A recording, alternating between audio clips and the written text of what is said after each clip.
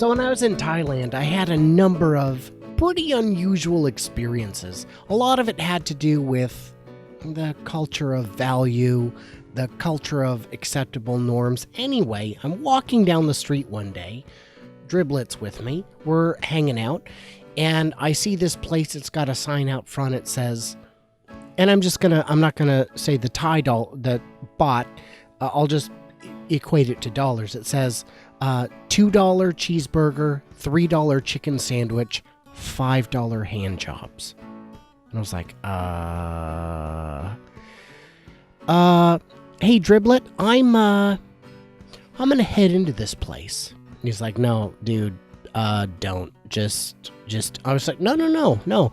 I've got some money on me. I think this is gonna be great. And he's like, you can't, it may seem cheap until it comes to a lifetime of Valtrex. And I was like, I don't know what Valtrex is. I don't get the joke.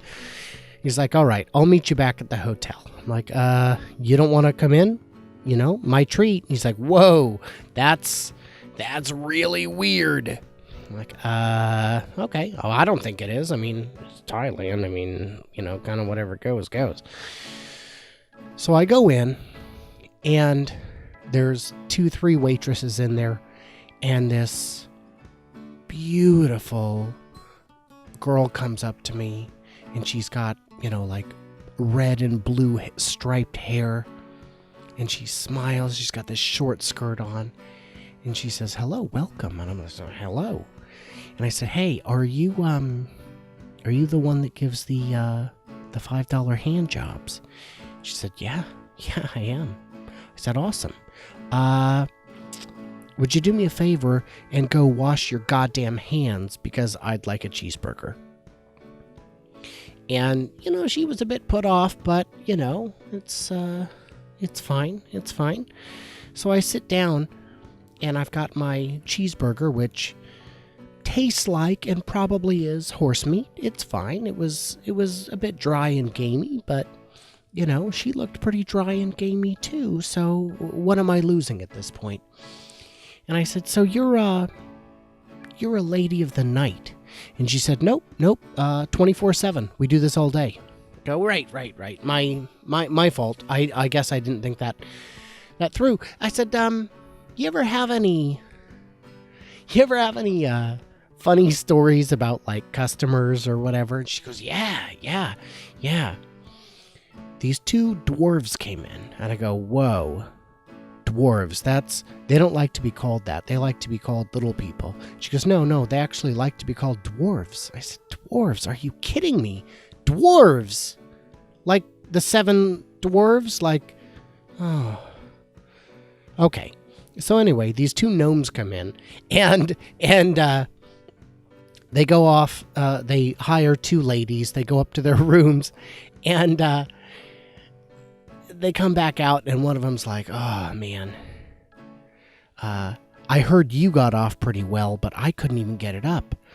He goes, what did you hear? And he goes, no, I heard you in there the whole night. You were like, 1, 2, 3, 1, 2, 3, and he goes, no, I couldn't even get up on the bed. But that happened. That was a true story. And so I said, well, it sounds like, you know what you're doing, but I'll stick with the terrible cheeseburger. Thank you. She goes, I'm like a gun. If you cock me, I will blow. It's like, gross. Just gross. And I wanted to make like another 50 jokes about it, but prostitute jokes, as you know, are horrible. Just horrible. They're horrible. But to veer off the fake joke of the week for just a second, no, this is a true story here. I was getting a foot massage, and I didn't realize it was a legit massage / rub and tug place, and the lady kept saying, come upstairs. And I was like, no. So, why? Because I'm not interested. Because no, just no. All the reasons, no. So without exaggeration, she goes, "You're fat. I mean, all Americans are fat, but you're really fat. How come you're so fat? Why are you fat, you fatty?" What? What? What? Twinkle, twinkle, little whore. No, your legs are not a door. No, keep 'em shut. Keep 'em shut. Keep 'em shut. It's not... And, you're upstairs, and this fake cop comes in, and he's like, "Yes, I am official security." Yes, first of all, you're not a cop.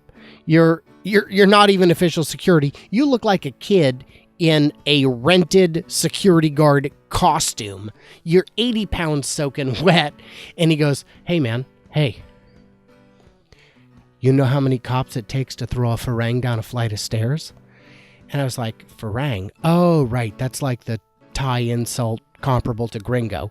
No, I don't get your joke. How many? How many fake knockoff fraud joke non-real security non-cops does it take to throw a farang down a flight of stairs?" And he said, "None." He fell. And he grabs me by the scruff of the neck, by my shirt collar, and he pulls as hard as he can, and I just sit there. Again, this guy's like 80 pounds soaking wet. I'm like, I've seen Katoy with bigger biceps than you. And pardon me, but they also dressed better.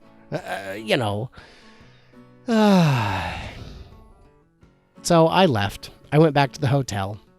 Driblet wasn't there. He was, I think he was getting his credentials on... Damn it, I can't remember the name of that street. There's a whole street where you can get college credentials for anything for like a couple $100. It's amazing. I should totally do that next time I'm there. And so I sit down out front. I've got like 3 hours until I can actually go to sleep. And this Australian guy's there.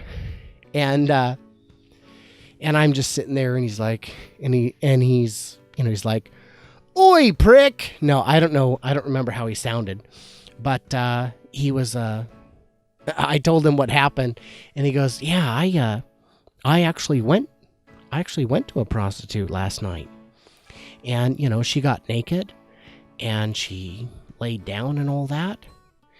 And I stopped, and I paused, and I waited." And she goes, "What? What's your problem? Is this the first one of these you've seen since you crawled out of one?" And I said, "No, this is the first one I've seen that I could actually crawl back into." Oh, Australians, you're so classy. Just amazing. So, of course, when I came home, I told the missus about the whole experience. And she was, even though nothing happened, I didn't do anything, she was very upset. And she goes, "You know what? I'm leaving." And I go, "You're leaving? Where are you going?" She goes, "I'm going to go to Las Vegas and sell to other men for $100 what I've been giving you for free. What are you going to do?" And I was like, "Well, I guess I'm going to go to Vegas and see you try and live on $300. Again, these are all true stories.